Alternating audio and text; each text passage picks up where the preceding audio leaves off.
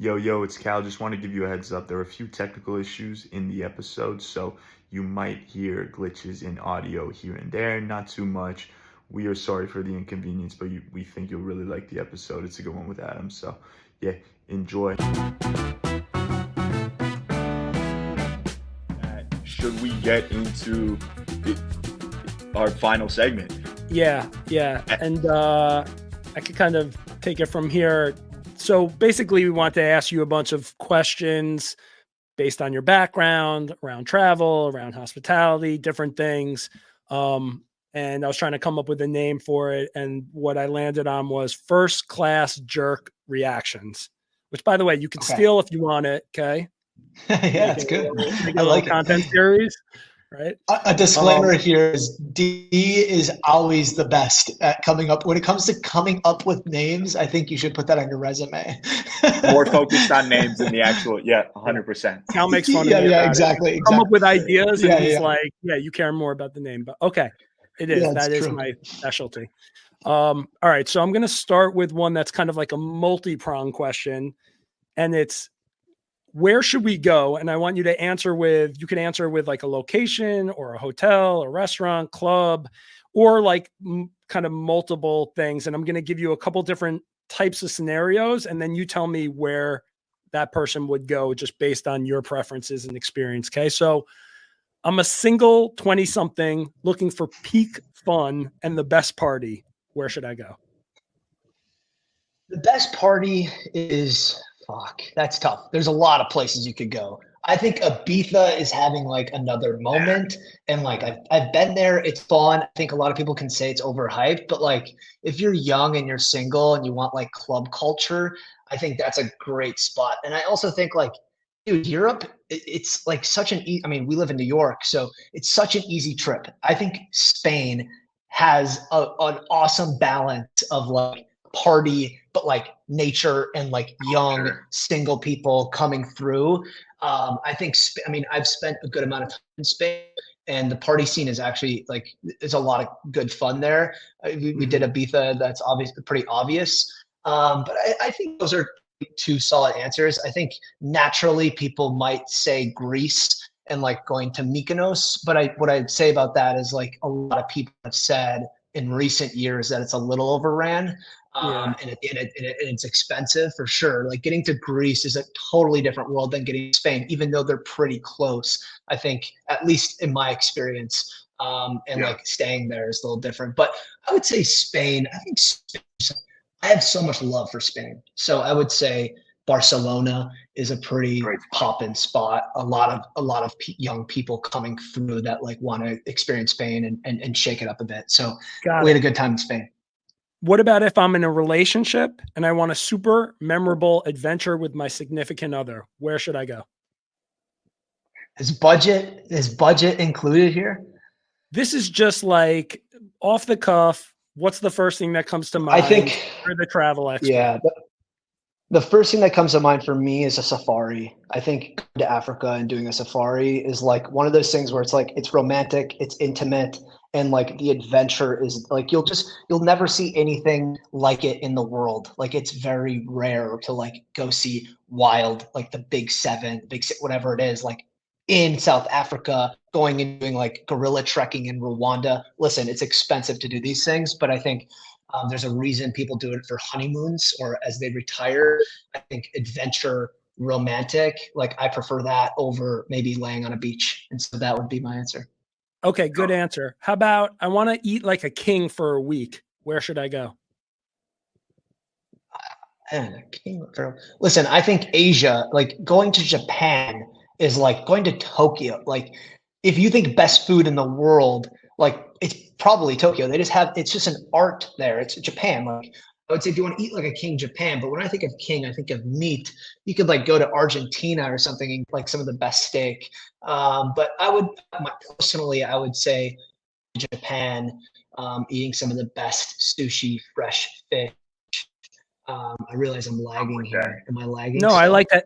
I like that answer because I thought the easy answer would have been like Italy, and like have all the Italian fare. But I'm far more an Italy guy, and like I spent a week in Puglia, and we drank some of the best wine, never hungover. We ate food on food, eggplant parmesan. We had bread up the pasta, like never felt like crap. It's all so like fresh, coming right out of the field. Puglia is amazing if you want good Italian. I just want to put this out there though. I went to maybe 10 different countries in Europe last summer, and the place that I thought was the most underrated in terms of what I was expecting from a food standpoint, fucking Greece, man. The diet with the meat and the fresh veggies and just like Greece and Greek food is unbelievable. Like I'll put that up there with Italian and Italy. So yeah, I just need to give Greece some love. All right, I got food standpoint. Yeah, it's like a pescatarian. I get it. Oh, that makes sense to me. 2 more. I want to go somewhere romantic with my partner, not on the adventure tip. I guess I'm more of like the relaxation tip. Where am I going? Where should I go? Yeah, that's a good question. I think as a US citizen, a lot of people, when they think of like just the average human that takes a vacation, they think of Mexico. And then there's the other like upper echelon luxury traveler that would say like, why would I go to, like, I'm not gonna stay in all inclusive. The thing about Mexico is like, what I love about Mexico is the beaches are amazing. I love the food is good. And there are some of the best properties out there. Like, so in terms of like being able to afford and relaxation and luxury, I think you can get it in Mexico. Now there's like another tier, like Cal said Maldives. I think the Maldives is heavily overrated only because it's so shitty to get there and it's so expensive. If you can afford it, you got money and you want to do it, like it makes sense. I like the Bermuda recommendation. I also like Virgin Islands. I like St. Bart's. Like I think there's some other locations, but I just have like this deep feeling that Mexico is just always good. Like there's like the one and only out there. There's like so many properties coming to Mexico. Like it's just happening. And I think you can get luxury and beach and good food and service there for a good price, like best value. I'm like that value here. Yeah. I like that answer. Slept on in a lot of ways, Mexico. Last one. Yeah. I want to be alone by myself in nature in a beautiful and serene environment. Where should I go? Banff National Park. Whoa. Listen, I think if you're... Did you see what I mouthed? Yeah, I said I mouthed Banff before you said it.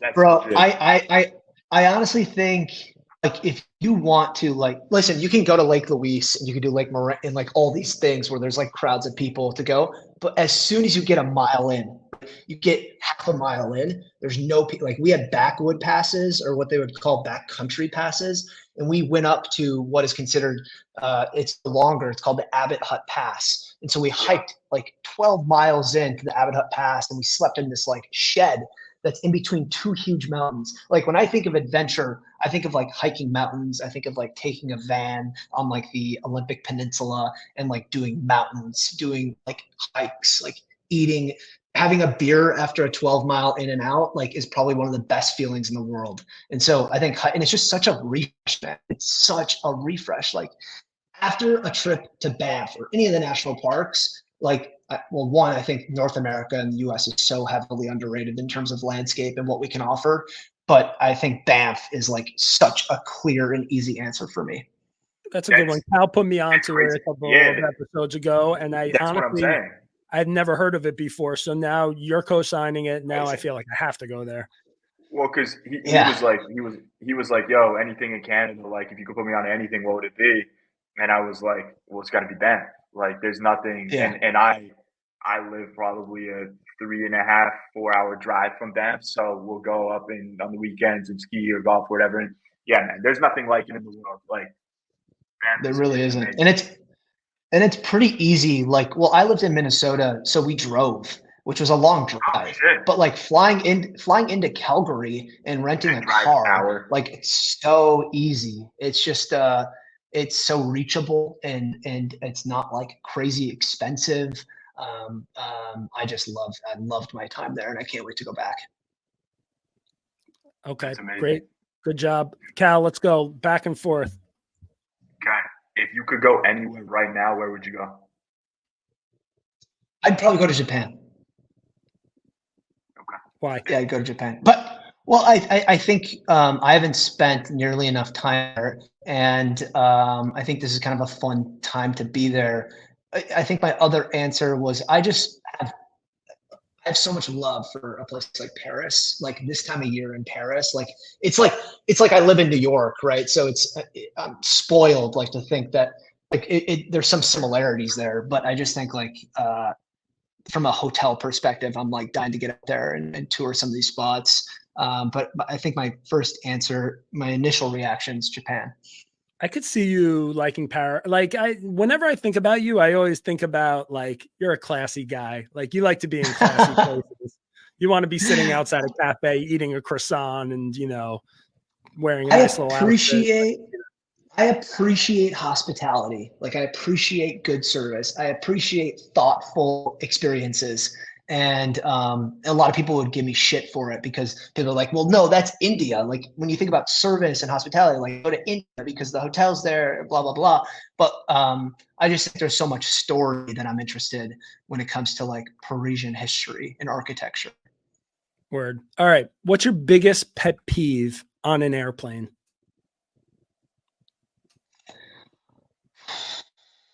That's a good question.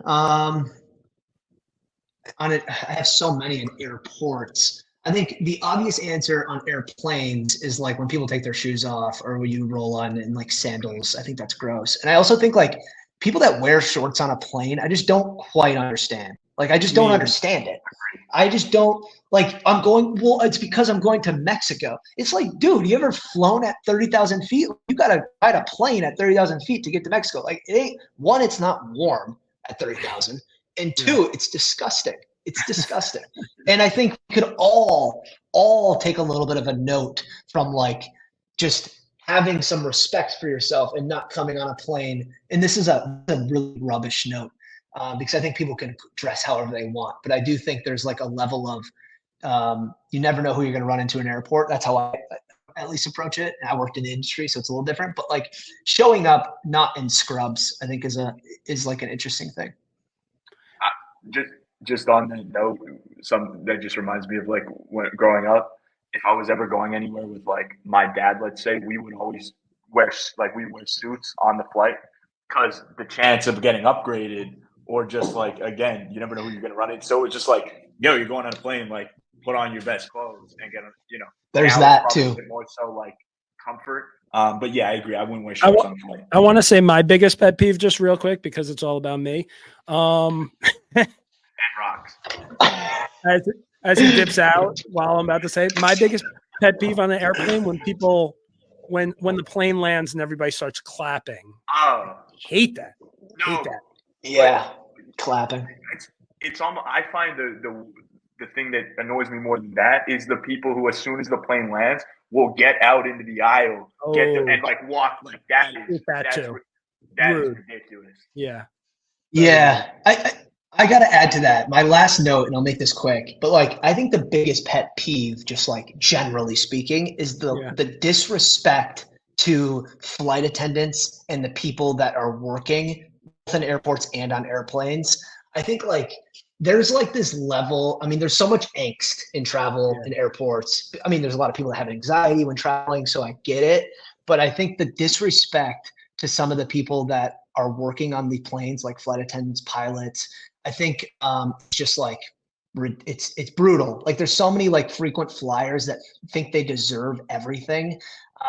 People that walk their chest out a little bit in first class and they just kind of want to be hand served everything. I just think that needs to tone down a bit. I think the whole status thing gets a little aggressive and just like these people are like doing some like interesting work, right? And just a little bit more respect, I think, would go a long way. TSA agents, like it's crazy. Yeah, good shout. Good shout.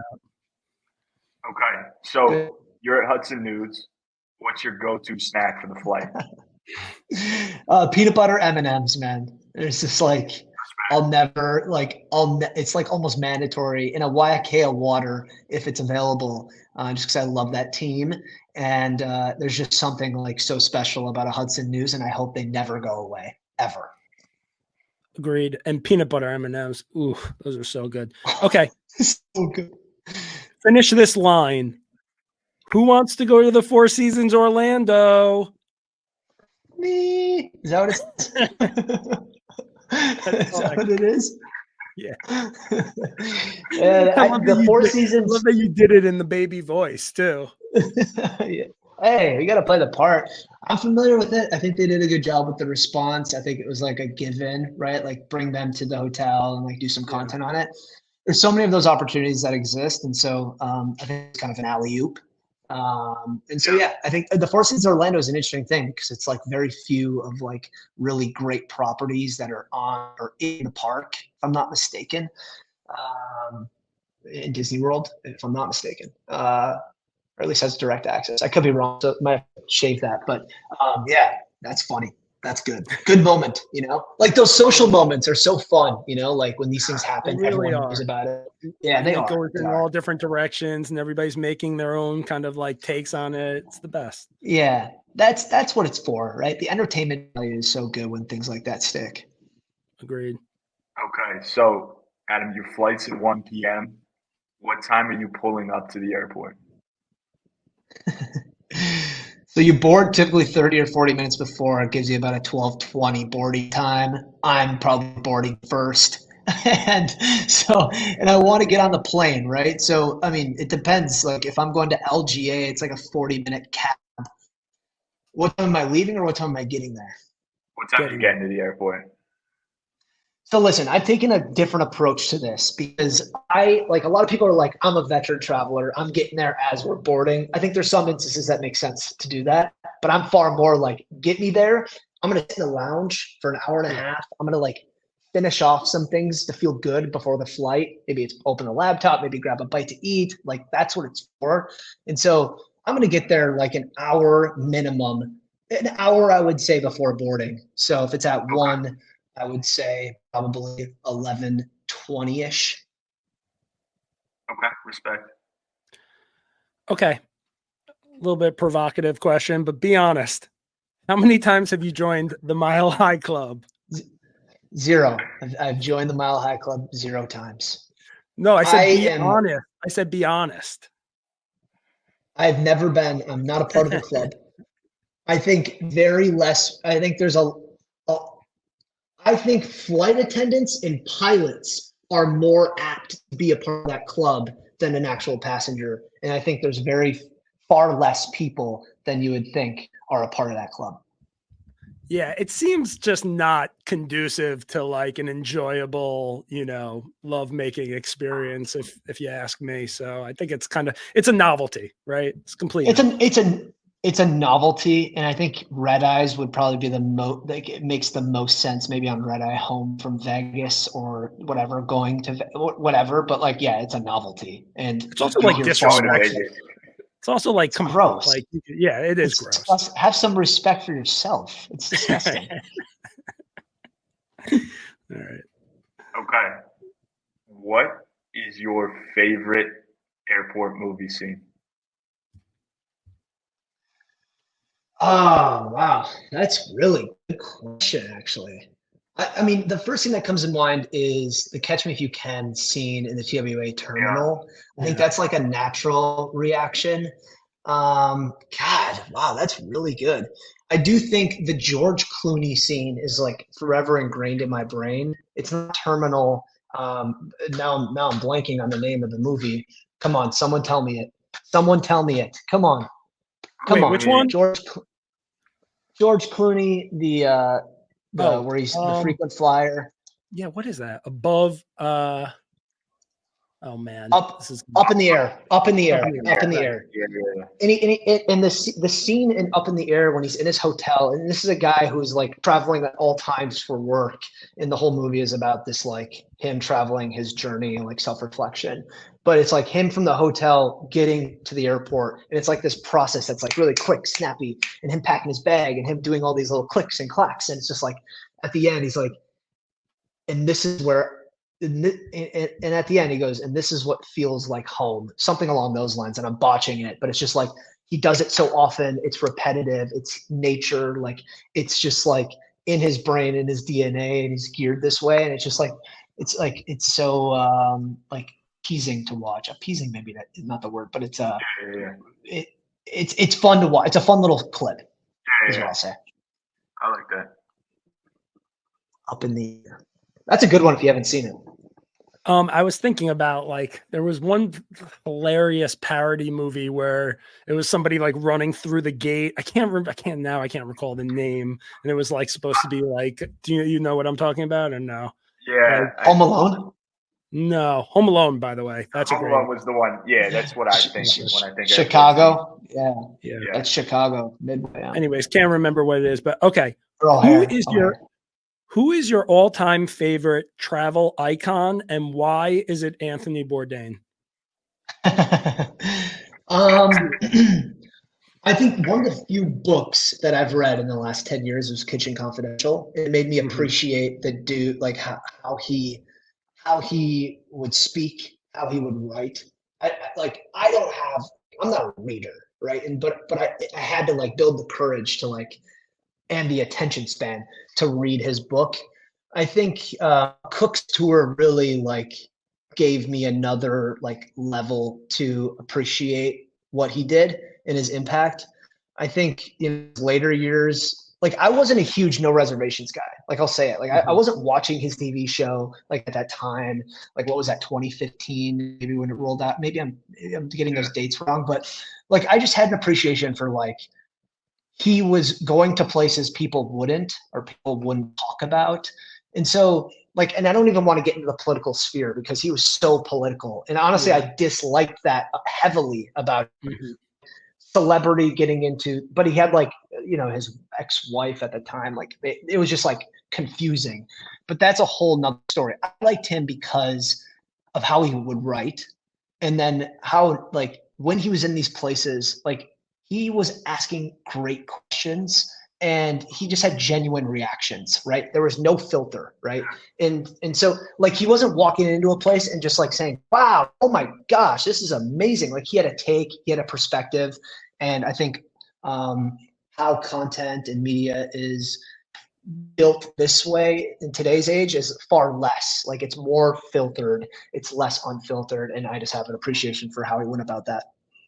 I mean, to me, he's one of the all-time goats, and I love him. And I know we talked about him a lot, but just obviously he was a great writer, but then the way that translated to the TV shows, the way he would do voiceovers, and it was so poetic, the way he would talk about things. It was like the way he wrote.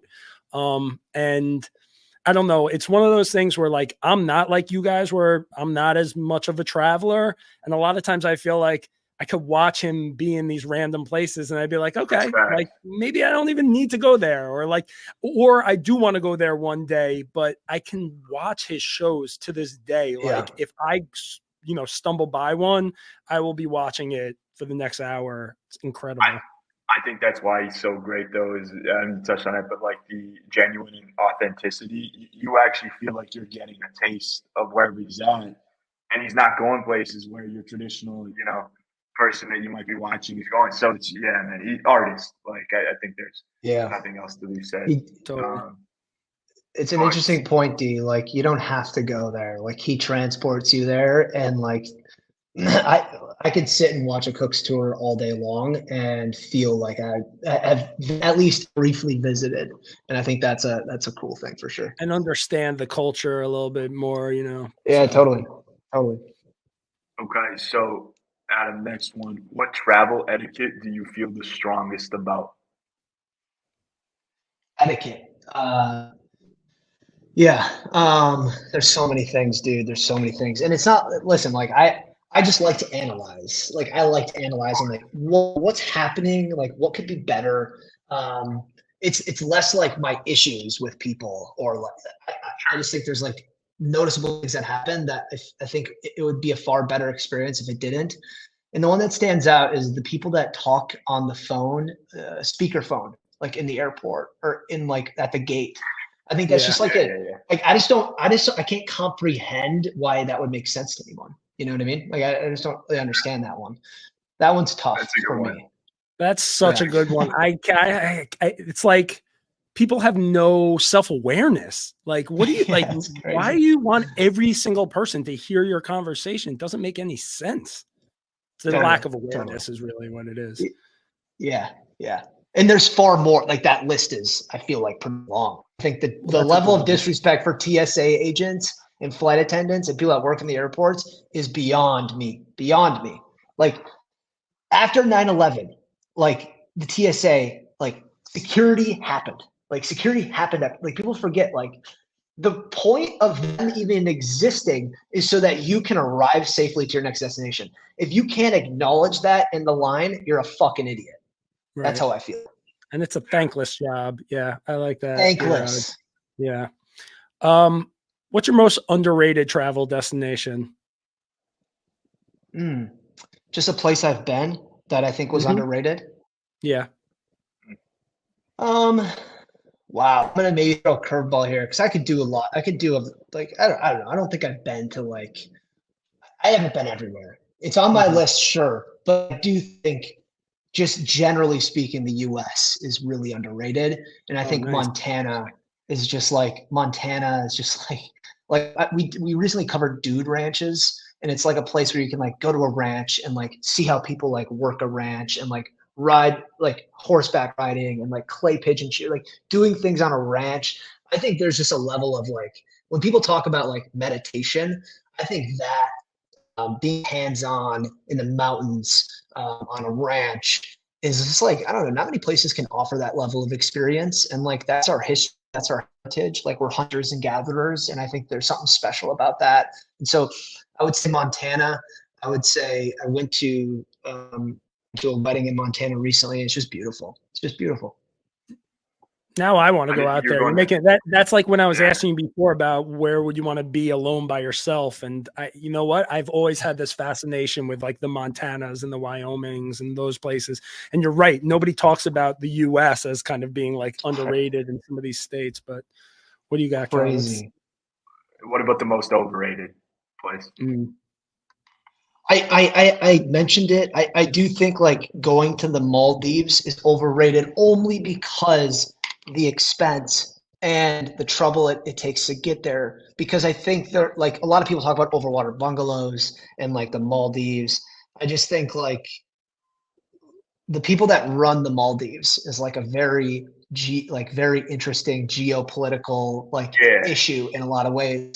And I don't want to get into some of that here, but I just think you can have a somewhat similar experience and support maybe different people closer to home. And that's how I feel about the Maldives. And it goes much deeper than that. But I think the Maldives is overrated. But Cal, like, this is not a direct. This is, you mentioned it, and I felt this way forever. Oh. You've been there, and I think that's a cool thing. I would still go, but I still think it's very overrated.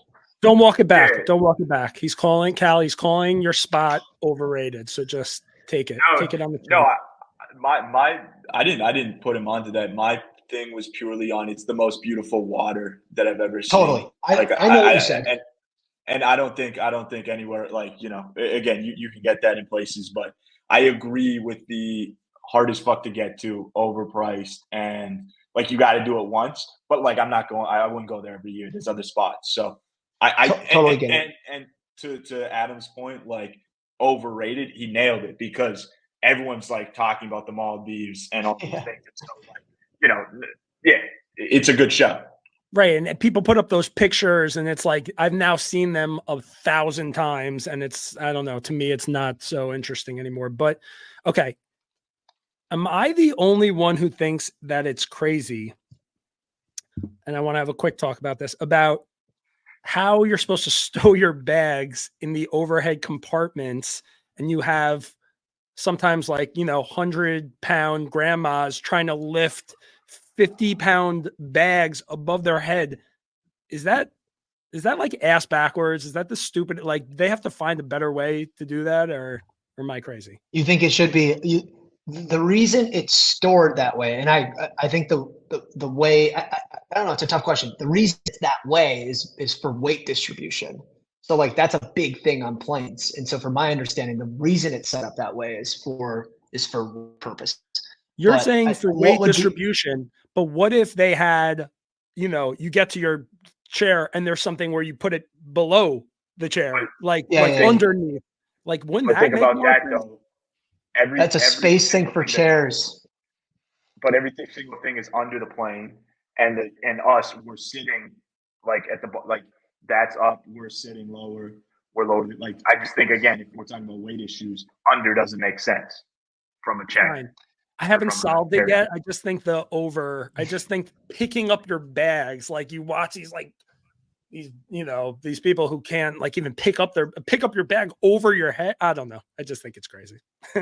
Yeah, it might be, but yeah, there's science to it that we probably aren't mentioning here. But yes, I do think like the old woman coming down carrying the bag, like someone should just pick up on that and help her out. Yeah, I mean, you get a little workout from it, so there are a couple pros. We got a couple more. Cal, what else we got? Okay, so aside from yourself, of course, who would you say the best green screen content creator on social is? Listen, I've been saying this for so long, and I just think the way Jack Mack is able to rip content at a consistent base, it's like very traditional journalism, right? It's just like, I think his pulse on just like culture and his take, it's funny, and like, yeah, like it can be raunchy at times, and like he's a Barstool guy, so it makes sense. But I just think his consistency, his viewership, his community, I think all just kind of point to him being great at the traditional green screen journalism. That's a good answer. I didn't even think about that, but you always used to talk about him being a great green screen guy. He really is. Like, and he's doing it for so long. Like, yeah. He's been doing it like 3 years consistently. Like, yes, there's probably people coming out of the woodwork that are doing great things, and I probably could have named a few. I think Spreza, this dude who runs a Spreza account. We've talked to him. He's yeah. Clayton, his name is Clayton. He's a good dude. He's like very into style, and he does some good stuff around fashion. But I just think like on a consistent basis, like no one is doing content creation at scale like Jack Mack is from a green screen perspective. We've had more callbacks in this episode than any episode, because Cal put me on to Spreza like a few episodes ago. You're really kind of hitting all of the ones that we've been talking about. All right. Awesome. Quick argument I'm going to get into with you, I'm sure, based on your answer. What's the best seat on the plane? Is it window or aisle? You know my answer. All right. I am a huge window guy, like huge window guy. And a lot of people are like, well, I like the aisle because I can put my leg in the aisle and I like to be able to use the restroom without, interrupting people.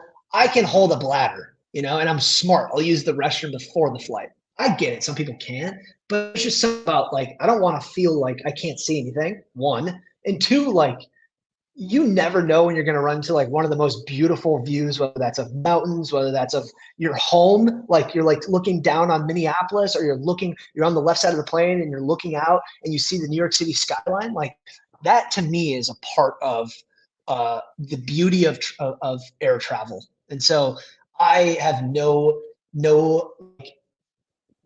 feelings towards picking an aisle seat. Like I will avoid it at all costs. You know what I'm going to say in response to that? Please. I think you know what I'm going to say. Grow up. You're never too old for a window seat. You're never too old for a window seat. And you're never too old just to stare out and look at what you're seeing at 30,000 feet. Because I think, D, your names and your ideation, they might be stronger. They might be stronger there. No, the truth is I used to love looking out the window. I used to love that seat. And then as I got older and became an adult, I needed to be the one that was in the aisle so that if somebody needed to get out, I didn't have to have somebody, I didn't have to climb over somebody. It's just about accessibility. It's like, come on, it's being practical. It's the aisle. I get it. The accessibility is from like, you don't have to climb over everyone, but now they climb over you. Like you still got to get up. Like either way, someone's getting up if someone inside needs to go to the bathroom. So either way, you're being disrupted, whether it's you doing the disrupting or you getting disrupted on the aisle. Whereas if you can hold your bladder, you won't get disrupted ever on the window seat. Yeah, I don't want to. I don't need to risk the holding my bladder part. I don't want to think about my bladder while I'm in the airport, in the airline. And I do think having a wall, right? Like if you're like I'll take a snooze, like having that That's like what I'm saying. there is also huge, which is yeah. Can I just need to do one quick aside on that note, okay? I wasn't going to mention this, but I want to pitch you on a real quick idea. because this is a short pod and this is one of our shorter pods. I have a real problem sleeping on airplanes, like a lot of people, right? And you have these like pillows that like go around your head, but like who can like fall asleep like this? So I had this idea like a while ago. Basically every time I sleep, I'm sleeping like this, okay? On my hand, on my palm. When I wake up, my palm hurts, my wrist hurts. I'm having big issues. I need if you have big issues with your wrist, there might be other things, but okay. I need something that you can attach to the side of your seat, goes on the arm bar, that's shaped like a palm. It's padded. I have a name for it, Cal. It's called Palms Across America. And it would hold up my chin like this, and I could just fall asleep easily.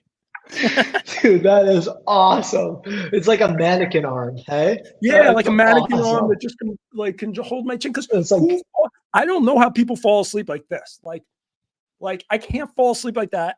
You can put your head on the wall. It's never going to be comfortable. I need this position right here. I think I've never slept like that on a plane. No. Yeah, I don't think I've ever slept that on a plane either.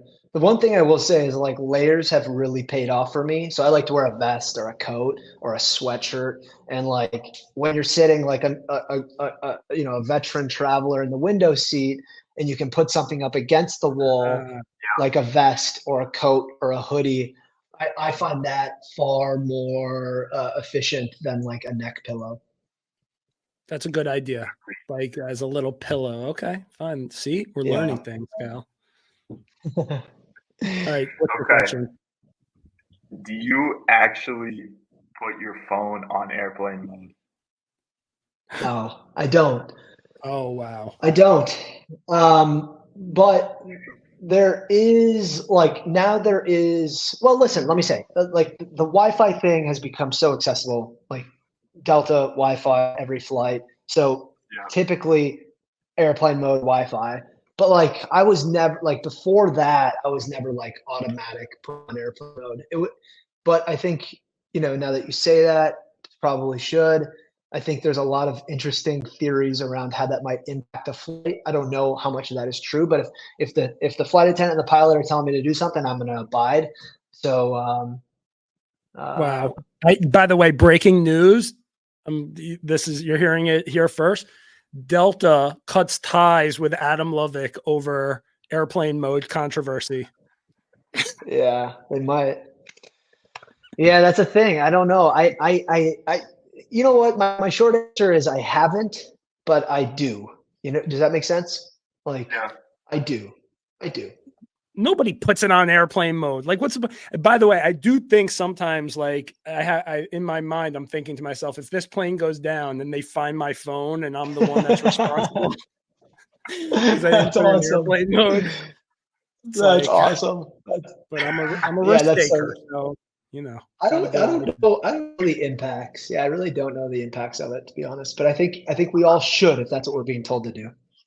I think it's with the like EMF, but I think it's one of those things where if everyone didn't have their phone on airplane mode, like there might be an issue. But if like half the plane does, they tell you to do it, and so you've got the rule followers who, maybe that's 50% of the plane, and they'll put on airplane mode, and then it's not a problem. But like if they don't say airplanes is off airplane mode, there's probably something with the frequencies that fucks up. That's my 2 cents. I would have to assume there's something. Yeah. I think that's right. Adam, I want you to know that this is far and away the longest pod we've ever done. Me and Cal had to cut about 30 questions that we had to ask you. I had questions to ask you about aliens. I had questions to ask you about your favorite explorer. I wanted to talk about the boarding process. We don't have enough time. Yeah, we're gonna have to we're gonna have to bring you back once you're a little bit once you become like very famous and you really don't want to be on the podcast, and we'll ask you all of these questions that we didn't get a chance to get around to. Well, I hope I didn't go too long in some of my answers. My suggestion is to give me some context on, I don't know how that works typically. Like, what is the best process? Do you guys prep your guests? Like, do you send them questions prior, or what have you? No, same thing we did with you. It's like, we'll let them know to put us onto a few things. So just give them that context, and then everything else is sort of cold turkey, because we want your like, take I off the get cuff. that. So Totally. yeah, that's been. But is it the same amount of questions? Did you have the same amount of questions for me as you did for other guests? No way. No, we had more. Okay, so you had more. You had more. Yeah, Okay. You're more interesting than our other guests, maybe. Well, I don't know about that, but listen, I'm just pumped that we did this, and like I do appreciate you guys reaching out. I don't think there'd ever be a time where I would say no to you guys. I think it was just more of a scheduling thing than anything, and like cutting out 2.5 hours during the week. But I did have fun, and I had a blast, and I'm pumped for you guys. Like, I think it's just a fun thing. Like, I think like the approach that you're taking on conversations is different for sure. Like, I think we've talked about this, like, even in the office. I think it's a cool thing, like talking about other things, like interests, like whatever it is. I think it's cool. Well, we really appreciate you coming on here. For anybody that doesn't follow Adam, follow him on social at First Class Jerk. And what's your personal handle? Adam_Lovick, Lovick. You'll love his content. We all love his content. He's a great guy and great friend. And so again, really just want to thank you for coming on the show. Can't wait to hang with you. And hopefully once Cal gets back into America, we'll all meet up in the city, grab I'd love that. We're all in Thailand. We can meet halfway in Thailand. For sure. Deal. I'll take you up on that. Thanks, guys. I appreciate it. Appreciate you, Adam. Episode 31. We're out. Peace. Thank you for tuning into the Put On Podcast. If you enjoyed this episode, make sure to subscribe and don't forget to follow us on social at the Put On Pod.